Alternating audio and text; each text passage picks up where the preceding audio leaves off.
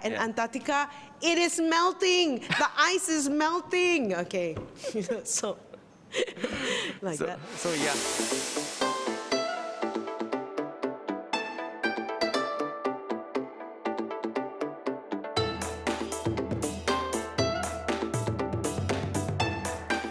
Hello listeners, welcome to the Crouching Tiger, Hidden Dragon podcast. And this podcast is to share stories from business leaders in Asia. And today I have a guest, right, that I think I don't need to introduce her. But I will introduce her anyway. And by seeing her, and most Malaysians and even Southeast Asia will know her. And I think how I want to introduce her is I met her at an event, and she is very established. Like, she is very accomplished. Like, she has written 7 books. She has many years as a broadcast journalist, interviewed some of the best people in the world. But most importantly, she brought me lunch. That's the most important. He still owes me lunch. Okay. Yeah, so the first time I met her at the Business Growth Summit, and we just chit-chatted, and then we talked about a lot of things. But most importantly, she said, "Bob, don't worry about it. I buy you lunch." I'm like, oh my God. Second time I asked her for coffee at Bangsa Shopping Center. That time also she bought me coffee. Right. So I'm so grateful. That is the most important part. Today he bought me coffee. Yes, today I came prepared with coffee. So the most important part, you can say a lot of things about the person, but this is what I know about Freda. She buys people coffee, and she's very gracious and willing to give. And there's so many things I could say about her. She's interviewed the best people in the world, done over 5,000 interviews, but most importantly, she bought me lunch. Yes, the most important thing, I bought him lunch. What was that? Yeah, but we've always connected even on LinkedIn. Yes. Right? So glad to finally meet you, and you feel like he's an old friend. Yeah. Right? Yes, I've seen Freda all this while, and very good to connect with you. So like my first question, normally I ask people what is their favorite Kung Fu movie, but for you it's different because I did my homework on you, and I would like to ask you what was the last music event you attended? The last music event I attended? Geez, which concert? Okay, we're talking concerts, because I watched a musical, The Sound of Music, that was held in Malaysia. But if you talk about the concert, the last concert was in 2019, before, of course, everything happened. That was in Singapore, watching U2. Oh, amazing! Amazing. That was the last one. But I do make a point to go to concerts, especially when I'm traveling, because they never come to this part of the world. Most of them don't. They're all in Singapore, though. Nowadays, they're all in Singapore. I am the same as well. When I saw, one of the things that you need to check out about Freda is her TEDx talk. It's from bitter to better. Yes. So she said in there that she goes to music events. That's what I do also. Right. I was last year in Singapore also. Unfortunately, you went to have the best music events. You have to travel outside of Malaysia. Yes. So I was there to see Robbie Williams. Oh, that's another one I have to go to. I love Robbie Williams. Oh, no. So that's in my list of things, So we'll see, maybe in Australia sometime. We'll see. So to top you, I also went to Australia to see like Foo Fighters. So Foo Fighters was in Singapore. So I saw them in Singapore. Oh, I saw them twice. Yes, wow. I saw them in Bangkok and the same tour. I saw them in Bangkok. They were in Singapore, and then I saw them in Bangkok. I went to last year. I went to Australia to see them again. Okay, so U2, that was my second one. The first time was ages ago, but that was in Australia, so that was ages ago. So yeah, I do whenever bands that traditionally won't come here, also like Lenny Kravitz. And, I love Lenny Kravitz. He was in Singapore again. He was in Singapore, I think, for Formula One. I can't remember. But yeah, some bands that just won't come to this part of the world yet. So you mentioned a list, right? So who's on your list? Who is like, if they come around the area, you must go? Robbie Williams. I should have asked you to come Williams, along. Lenny Kravitz. I would love, we just will show my age, but the greats, right? The greats like Annie Lennox. Oh. Right? So these are the greats like you must try to see before someone conks lah. You know what I mean? Because they've been around for a while, right? And these are the great musicians. I saw 50 Cent. 50 Cent, okay. Who else did I see? I went to see Blondie in the US, right? Because I don't think they'll be coming out to this part of the world. I saw Garbage. Garbage is my favorite band. Not many people know. See, Garbage. There you go. I love Androgyny. And it was Garbage and Blondie performing together. So it's like, where do you see them in the US? That was in the Hollywood Bowl in California. So Florence and the Machine. I went to Where did I go for that one? I went to Milan for that one. Wow. I would happen to be there, and then Lenny Kravitz was in Munich. Oh. So when I'm traveling, and I try to incorporate, moving away from I try to incorporate a run, okay? Wherever I go, wherever there's a run, I try to, my run is now run walk.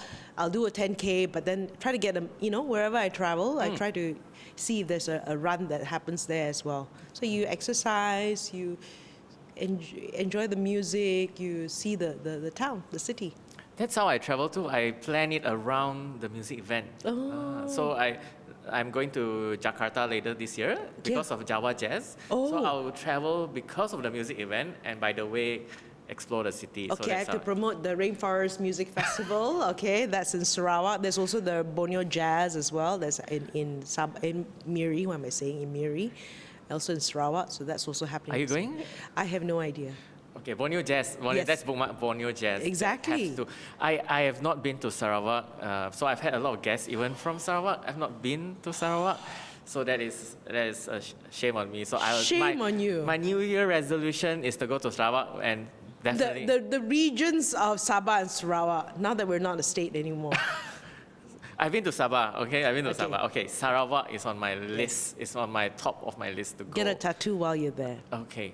I know of this music festival. It's a bit local called What About Kuching? Yes, yes. So I also want to That's go and in see October. there. Oh, you know that? So there are a lot of little activities around October. Oh, Yeah.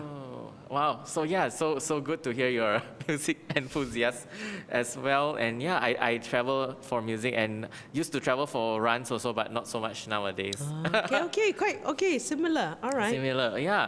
So like you are, I think when I watched that TEDx talk, you talk about something called the wheel of life. Yes. And maybe we can start there. Like, Okay. what is this wheel of life? Okay, so this one, when you do a Google, right, the Wheel of Life, but the Wheel of Life talks about the various aspects of your life. Sometimes we always just focus on one thing, right? Most of us, I guess, you just focus on work, and you forget that there are other areas of your life that you should also consider. I always say this, right? If you're so focused on your work and you forget to invest in friendships, right? And then when something happens to your life, you realize, hey, where are all my friends? Because you don't invest in friendships, right? And so that's important. That's an element of friendships and relationships. There's something that you have to nurture and cultivate and be conscious, right? So like if I want to meet someone, yes, I will set a lunch date, yum ta, whatever, you would make a point to invest in friends that you think are important, right? It also talks about fitness, right? Also, so a fitness aspect of your life is an important part of your life. You don't invest it, you won't feel the effects now. 10 years from now, you'll feel the effects if you've never invested in your fitness, right? Faith is important. I think to me that was a very, very important, that's my grounding. Without my faith, everything else sort of doesn't matter, right? So faith, you've got your personal growth. You also have to schedule in fun. Right? People also like one day, and you don't stop to have fun, right? So that's also another important thing. Family, friends, finance, right? Finance, and of course your work and your career. So it's, that's that work/career/business. So these are the things that you got to look at in your life to make sure that you're as well-rounded as possible. Hence the wheel. If the wheel is not rounded, then the wheel cannot move properly. That. So yeah, it's a very insightful. I think to learn more about that, check out that TEDx talk. Yes. Just Google, search for Freda Liu, and it will come up. It's the first thing that comes up. Yes. And my next question is, I saw before we started this interview, I asked Freda, she attends almost an event every day, and then she moderates a lot of panels. She interviews a lot of people, and we're just talking. She's going to do a university event, and she has a postgraduate diploma in design thinking, and so many things that she does. So how do you stay curious? Because you do so many events on different topics, from finance to business to sustainability, and how do you stay curious about so many things? I don't know if it's like my personality as well, but I always come at every setting that I go to, I always tell myself I don't know what I don't know. You know what I mean? So I don't know what I don't know is like, I wonder what I'll know today. So that's my mindset, that I don't know everything. Because you've done 5,000 interviews, right? There's still so many things you don't know. What do you know about bird watching? What do you know about, like things like that, right? What do you know about that type of bird, that kind of butterfly, Wow, there's so many, there's the world, there's so much in the world to offer that we don't know yet, right? Of course, you get good at certain things and all that, but it's so interesting to find out different aspects of people's life, what motivates other people. So I mean, that's me, right? I'm curious, and I know there are so many things that I don't know, and there's still so many more things to discover. So that's the mindset when I go into any interview. What do I don't know? What will I learn today? Is Yes, your mindset. yes. Every interview. And do you find like certain topics that are more challenging? For example, if like you go to Of manufacturing. Yeah. And then again, then when I try to interview someone in that space, I will go simple, right? I will go simple and ask those questions. And I'm also assuming that when I ask these questions, that there are a lot of people that also don't know. And sometimes when two people of the same, not same intellect, but the same understanding, when they go into this, you might lose some people in the way. So I want to come in from the perspective of a layman person. Okay, just at the moment, I'm researching on smart manufacturing. I'm like, okay, give me time. I haven't looked into it yet, but like smart manufacturing and how this helps with sustainability. Huh? So I have to do some research around it, right? I get a gist of it. I get the gist of what it's all about, like how you're able to, I'm sure there's carbon emissions and all that, but like I have to research a bit more before I can come up with the questions. And then once I understand also, simplify in such a way that when I ask the questions, the person can answer it simply so that my audience will understand it, right? My audience will understand it, and I guess also try to get the conversation in such a way that they explain it as simply as possible, right? If I ask the very simple questions, then they'll try to explain it as simply as possible so that people understand. So I mean, that's where I come from. Do you find like, I've had podcast interviews and I've talked about something like, I think some of my driest topics is like energy consulting. Okay. So like, how do you make it interesting though? Like, is it something that is just very technical sometimes? How do you make it interesting? So sometimes I'll tell them, paint me a picture. So I'm just saying, okay, I want to understand now, what does it mean when you say I'm going to, energy conservation or whatever energy thingy, right? So I try to tell, and even before then, I try to meet up with them and say, can you explain to me what it means when you give me a simple analogy. I try to get the person to give me an analogy. That one very interesting one I did was on saving the mangroves, right? So it's like, okay, how does it affect me? Because we know we need to save the mangroves, right? But why does it affect me? So because the fishes, so he explained it, but he said, but do you know that by removing the mangroves, it affects certain livestock, certain animals, and ultimately he said, it affects the production of, this affects the growth of durian trees. And then everybody was like, durian trees, that got you to the heart, right? What? No mangroves mean no durian trees, right? But he explained it in such a way. And I think that's important, right? When a person can try to paint the picture. And I try to say, imagine this, right? So even prior to the interview, I said, could you explain it? Like if this was, give me analogies, give me examples so that the everyday person can understand it. So you prep a little bit with the interviewee. Wow. If you have to. Yeah, I learned so much about mangrove. Yeah, right? The mangroves affected, because it affects the flying foxes, and then the flying foxes don't know how it affects the durian trees and all sort of thing. So there you go. Wow. Okay, and then people said, what? No durians? Everybody was in a state of shock. So as to relate to the average person and the durian is the... If you want to get the message of how important the mangroves to the everyday person, it's like, yeah, we know it's important, but it doesn't affect me to my heart, right? Until you mention durians. If you're a durian lover. Yeah, speaking about durians, you're wearing yellow today. And my impression about Freda when I first met you is that you're a very warm person. Like you are like today very chatty and very like you talk about a lot of things and very passionate about a lot of things. And you have interviewed some of the most distinguished people in the world. Right? So like you interviewed Julian Assange, you interviewed Prince Andrew, things like that. Like how do you build that relationship? I know not everyone is nice. But how do you network or build relationship with these people? I know you're very warm. Okay, I don't think I am friends with Prince Andrew. Okay, but you try to get to the heart of the matter, what they're trying to do, because he was here for an event years ago. Of course, now he's not in any public activities. Yes. If you've been following his story, Julian Assange was a little bit standoffish when he met. This was way before he got in trouble. You just try to, have the list of questions. Sometimes they don't, right? Sometimes they don't have time to connect. If they don't come on time, you don't get time to connect. You just ask the questions that you have to. But, I think it always helps that you're smiling. Whether the person smile back or not, you are smiling, right? You are trying to connect. Whether they want to connect, it's up to them, right? But you try to connect. Some people, when they do come early in an ideal situation, I find that sometimes something simple as, where you from, Bob? I know you're from Taiping, the kind of thing. So, Taiping, there's a movie right now, with about Taiping and all that. So you just find a point of connection.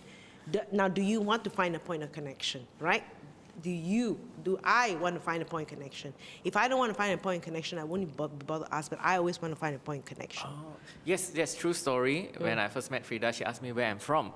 And I said Taiping. And she said, there's a movie coming out. And she tries to relate and say, in Taiping you say this in Hokkien, for example. So you find that common ground. Right. And I think for me personally, like you said, if they come early and there's time, and also it really, I leave it to the other person, right? If they are warm and approachable, then of course I'll try to reciprocate. Right. And it really depends. And sometimes people are closed off. You let them be. Yeah. And sometimes when you're not sure, even during an interview, it's like, I'm sorry, I don't fully understand that. Can you try to explain it in another way? You mean when this happens, and the person will say no, or they'll say yes. So it's okay to get more clarification if you don't understand, because you're the subject matter expert, not me. Right? So it's okay for me if I don't understand. I try to ask the questions until I understand. Right? Yeah. Yeah, so I follow a lot of your content. One of your podcasts, shout out to Freda's podcast, The Shift. Yes, please, The Shift Asia. Follow. Asia. Okay. The Shift Asia. And also, there's a LinkedIn live series that you do, and I follow that as well. That's where you talk about the mangroves. And fun fact, Taiping has the oldest mangrove forest reserve. Who knew? Now That's how I know. know about a lot. It's such a big thing. When I was growing up in primary school, we had to visit the mangrove forest. Right. And the main thing that mangrove forests produce is the charcoals. Part of our primary school, we have to go to the charcoal factory. Right. So when you talk about mangroves, right, a lot of things can happen in my mind. But also, I heard, moving on to Taiping a little bit, apparently a lot of young people are not there anymore, right? They all come up to the city to work. There's no industry to speak of in Taiping? Yes. So like, for example, I'm here, and a lot of my friends who studied in high school are in Penang because of the job opportunities And with the proximity. factories. Or Kulim, because it's basically just job opportunities. Right. There are not many factories or not many commercial areas in Taiping. That's just a thing. And my parents are still there, Right. and they live there, and it's a very nice place to live. Yeah. A lot of nature. A lot of rain. A lot of rain, nature, a lot of hills. And the sea as well is not far from us. It needs to revamp, just like Ipoh. With all the little old buildings, I'm sure you can do a revamp. Fun fact, Taiping won an award, but I'm not sure if it's, they won the most sustainable city award, something like that. I'll send it to you after this. Okay. Yeah, so like you have this live stream series, it's called Across the Causeway. Yes. So that's okay. So The Shift is a produced show. We cover around sustainability. Then I also partner with this friend of mine, which we haven't talked about for a while. So we tried to do that. So this was like I did it ages ago. We do it monthly. It's called Bridging the Sustainability Gap, okay? Across the Causeway, Bridging the Sustainability Gap. So my friend who used to work at the radio station I used to work for, so she's in Singapore.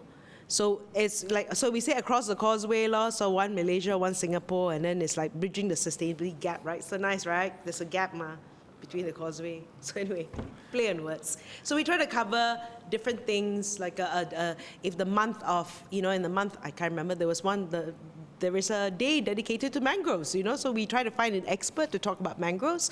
There's so many aspects of sustainability to cover. So that's a monthly thing, which we didn't do in December, which we said Christmas, but then now we're saying, I don't know what, I have to touch base with her again. Thank you for the reminder. Yeah, so like what brings you to this topic of both of your podcasts are sustainability? Okay, why?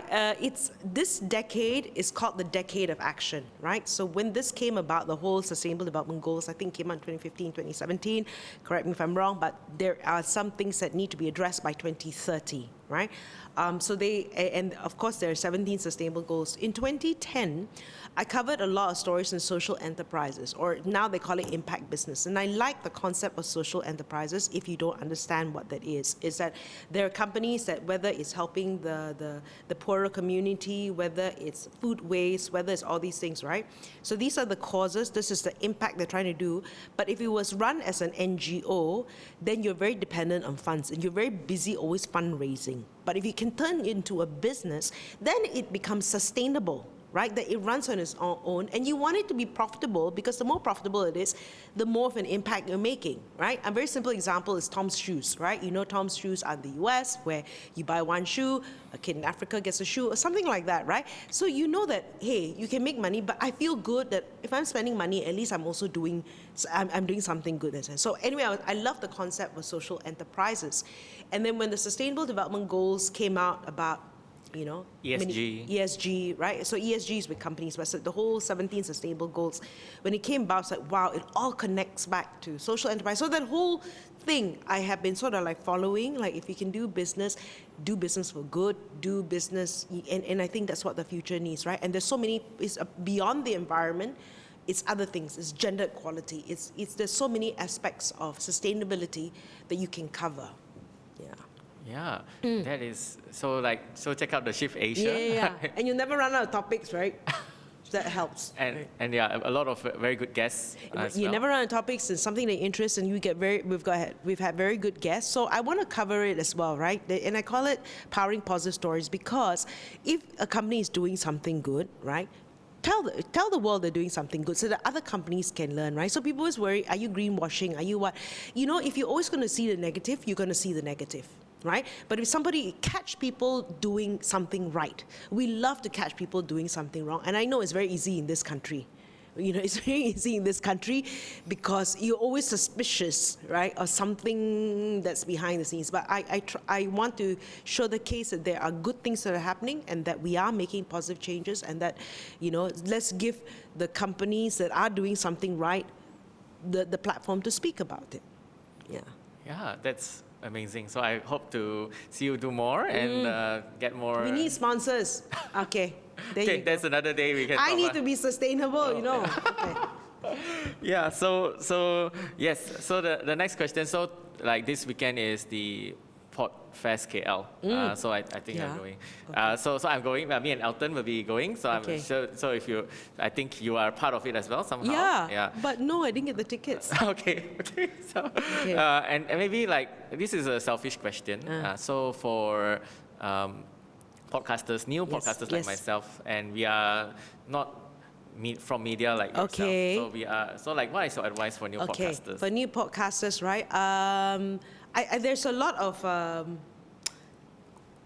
tell you my thought process, right? I'll tell you my thought process. First of all, is it something that is a topic that you'll be able to be interested in? You've got to be. Don't do what's popular. Do because it's something that you can be interested in. Because you have to think of the longevity as well, right? So you think of the longevity of the program, right now. Even when I'm doing my sustainability show, so I'm going to do a series of, I call it season 1, where I cover 12 episodes.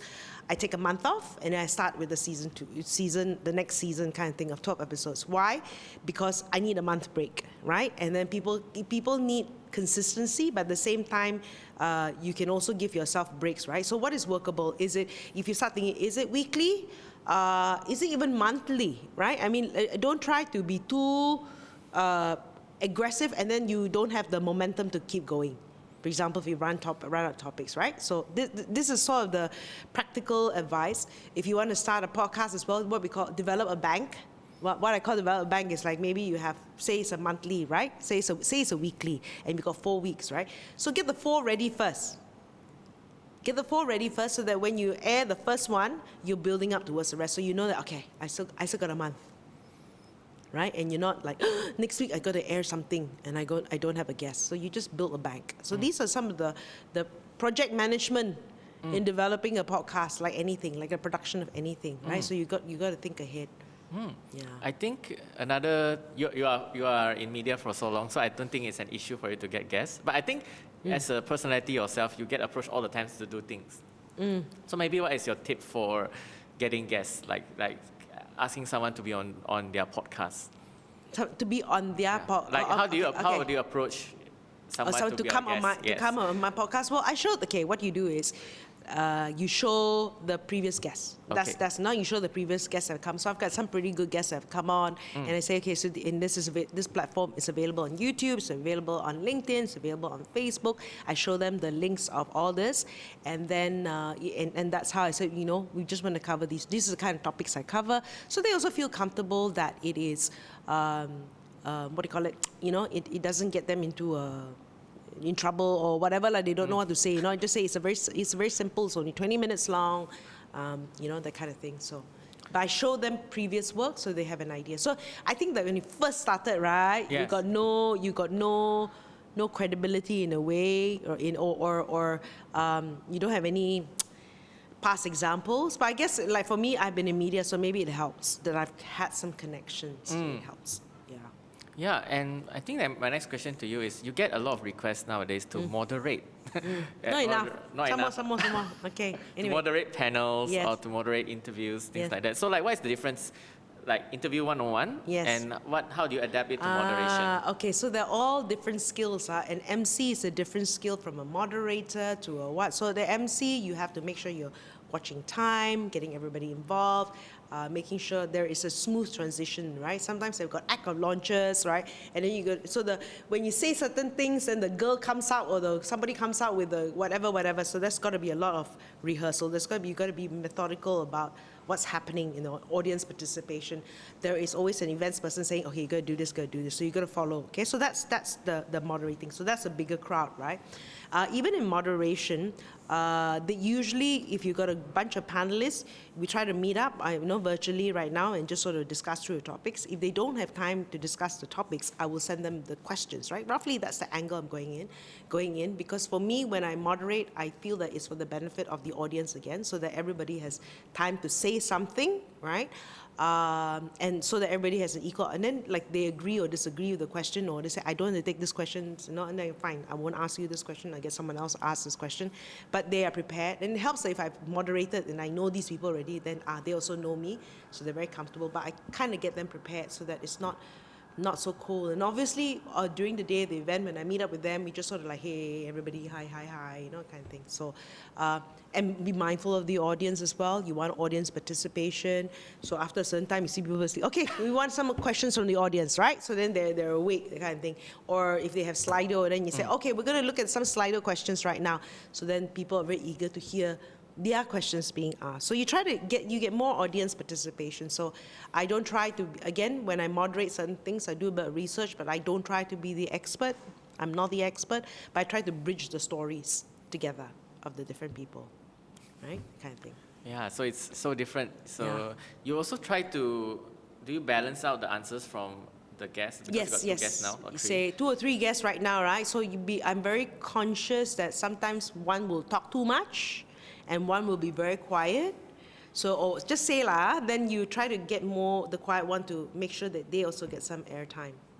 So so that everybody's opinions are heard. Yeah. Yeah, that is very insightful. So I don't think it's easy. You've done the most moderations. So you watch and what be observant. Be observant of the people. Sometimes one will talk too much, and so you make sure that other people are there as well. And then we agree, okay, if they do have like slides, we tell 2 minutes most, 5 minutes to set the stage, and then we go into the moderation. So these are things that you have to do before it happens. So there's a prep work before it comes on live, not we all turn up like, everybody's kind of prepared to contribute. Oh. And in terms of speaking, because you've been in media for so long, it comes natural to you. Like, do you practice, like for new people like me, do I have to take accent courses, or do I have to slow down speeches? What do you do? Okay, watch other people. Watch other people. You'll learn. Okay, I would say my background was coming from TV, right? I had TV experience. Now, when I had TV experience, everything was the news. So there was a script. So you look at the script, right? The prompter. Okay, the prompter. Okay, you have the script. So that's all very very controlled in that sense. Then there was radio. I was also a news. So I was comfortable with the mic in my face, right? So that's one thing. Then I would listen to other news, right? Listen to other news, how, not so much for the accent, right? But the emphasis on words, certain things that I said. I remember when I started reading news, this is how long ago it was. The Bosnian War. I don't know if, this was in the early 90s, right? And they had all these names. I'm like, how do you pronounce these names? So you try to watch the CNN of that time and say, oh, so that's how it's pronounced. Because right now, there are all these tools like Forvo where you can get an idea of, like that, the pronunciation. But back then, you don't, right? And then you try to learn from other people, like how people speak, and watch yourself, right? Watch yourself. I remember there was one time I was reading the news and then my producer, they said, come. I said, what happened? You're reading the news. Nothing wrong with your pronunciation, but you're not presenting. There was no feeling.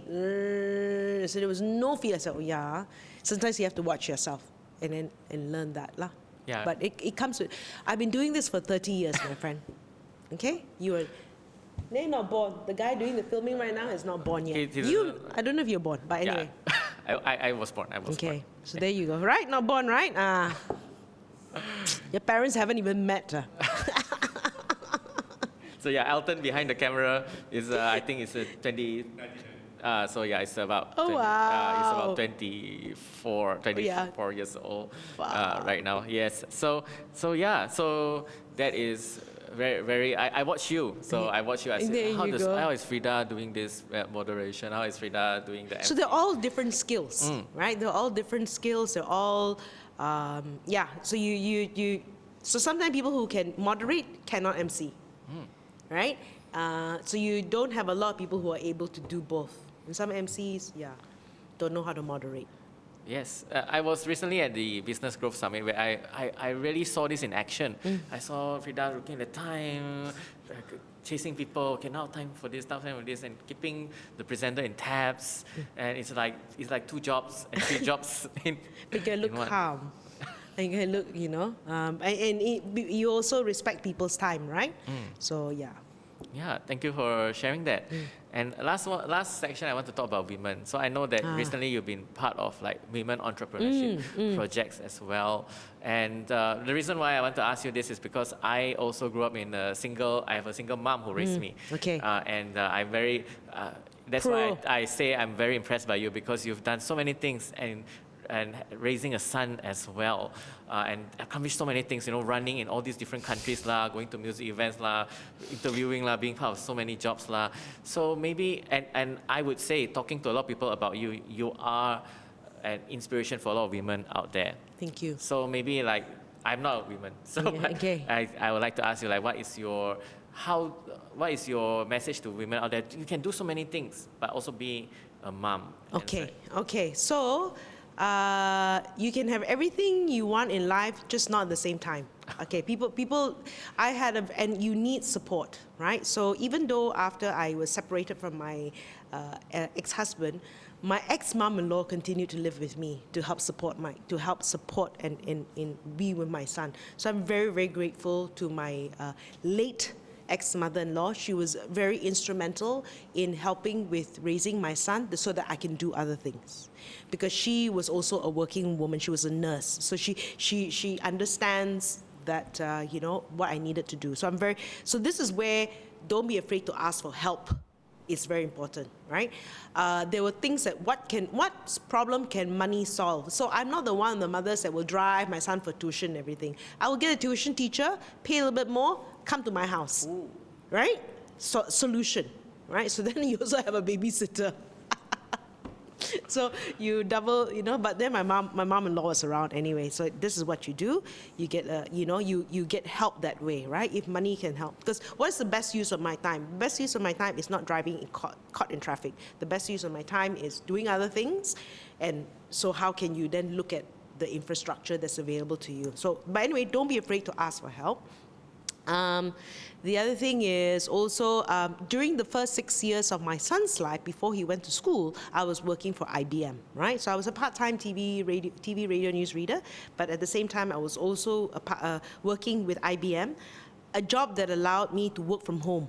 I had a regional job, and that was the thing, right? I chose a company that allowed me to have regional roles. So I had a regional role which didn't require me to go to the office because none of my colleagues are in Malaysia, right? So the first 6 years working from home, way before people know #WFH, I was already working from home. That was important, right? And so I was not with radio, I was not with BFM at that time. This was my focus, so that when he comes back, I can smell him, I can be with him, right? Then when he went to school, that was when I decided to change my career and join the radio station. So there were moments, right, where it was important for him. So people don't understand that was the right focus for him then, and then you can focus on other things. So you can have everything you want in life, but just understand that if you are going to go through life stages. Now, if I didn't have children, it's a different story. But because I had a child, these are the responsibilities that I have to do as a mother, right? But think, what are the solutions available? Can money solve the problem? Right? How then do I earn more money? Right? And then ask for help. Support structure is so important. I would not have been able to do it without my mom-in-law. Yeah. I think the thing I take away from that is not everything at the same time. Yes. Yeah, yes. there are seasons. Yes. And different seasons require different. Yes, and you also understand for women, one of these things is that your children will grow up, right? So many years ago, a mentor told me, what children are temporary guests in your household? Right, so they're temporary guests, because now my son is in Australia studying, doing his own thing, right? So I want to make sure that the time I had with him was great, right? Who knows what's going to be his life trajectory after this, and I, let him do whatever he has to do in life. But then I already knew that 10 years from now he's going to do this, so I'm also prepared that I don't have an empty nest syndrome, empty nest. Like I already have other projects. I also have my life to live, right? So. Yeah, that's so inspiring. Right. So talking about other projects, so as I was speaking, Freda shared with me that she's no longer part of BFM, and now she's excited for the new projects next season in her life. So what's next for Freda? I'm also an adjunct professor at UNITA, so I also do that. I also do a bit of, I'm working with a couple of people coming up with training, but largely in the area. I said, let me not try to do anything, whether it's a brand presence, whether it's media training, that kind of thing. Making sure the show sustainability, gets sponsored. Yes, it's sustainable, right? Gets sponsored. So these are things that emceeing, moderating. I want to be able to do more work in the region, right? I would love to do beyond Malaysia. Right? Right? I mean, this is it, right? And ASEAN is a place to be right now. There's a lot of growth in the region. So I would love to be able to do that. Will I write another book? I don't know. 7 books already? 7 books already. I got an idea, but there's no hurry, but I have an idea of what I want to do. But there are other things, there are other projects. So this is the immediate one for travel. That's a big one. That's my fun thing. Where would you like to? So in the next 3 years, watch this space, to finish all the continents, right? To finish all the continents, and then that's it. So this year is the African continent, so Mauritius and Cape Town. So then the idea is then to get to Antarctica and South America and say, at least I've set foot on every continent. So right now the pending one is? So by when I go for then I would have done 5 continents, right? Okay. So South America and Antarctica, not yet. That costs a bomb, but anyway. But, okay, so Antarctica, right? There's so many ways you can go there. Yeah. From South America, Australia also can. Yeah, New Zealand also can. So don't know yet. Don't know yet. Let me count in Africa first, and then after that think of which way do I go? Can I cover 2 continents at one time? How do I allocate the budget for it, right? But the idea is. Okay, I wish that you should have shown that. Let's do it, work sustainably. Right. Yeah, I go to Antarctica. Achieve Asia on the road. Right, and Antarctica, it is melting. The ice is melting. Okay, so Like that lah. So yeah, exciting times ahead. So thank you again, Freda, for sharing your knowledge here. It's a short time, but we talk about so many things. So many things, huh? Oh, in such a short time, I think time check we're still on time. Ah. And so I want to shout out the venue sponsor also before we go. So we have this beautiful table and the painting behind us, which matches everything. Oh, yes. So shout out to Iconic Co-working for sponsoring the venue, so we can do training events. And Freda, you plan to do training. This is a place to do training, and a lot of communities are running here. You can work here as well as a co-working space. So thank you so much, Iconic Co-working, and thank you again, Freda, for coming on. It's such a pleasure, Bob. Yeah, thank you. It was a great conversation. Thanks, Elton. Thank you. Okay.